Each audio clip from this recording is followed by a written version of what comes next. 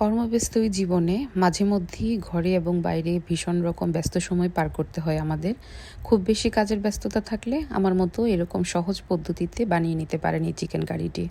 এই chicken curry রান্নার জন্যে আমি এখানে 1 কেজি পরিমাণ চিকেন নিয়েছি এবং এর সাথে মিশিয়ে দিচ্ছি পরিমাণ মতো 1 চা চামচ হলুদ গুঁড়ো, 1 চা চামচ মরিচ গুঁড়ো, 1 চা চামচ ধনিয়া গুঁড়ো, 1 চা চামচ জিরে গুঁড়ো এবং হাফ চা চামচ গরম মশলা গুঁড়ো, 1 চা চামচ আদা ও রসুন বাটা এবং একটু বেশি পরিমাণে পেঁয়াজ দিব, যেহেতু চিকেনটা আমি ভুনা করব তাই গ্রেভিটা একটু থিক হবে।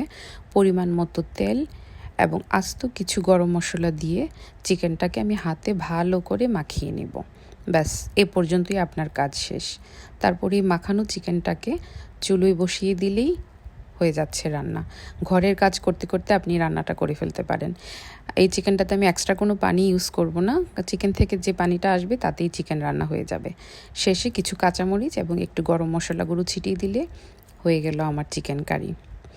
তো কেমন লেগেছে আজকের এই সহজ চিকেন কারি আমাকে আপনারা অবশ্যই কমেন্ট করে জানাবেন।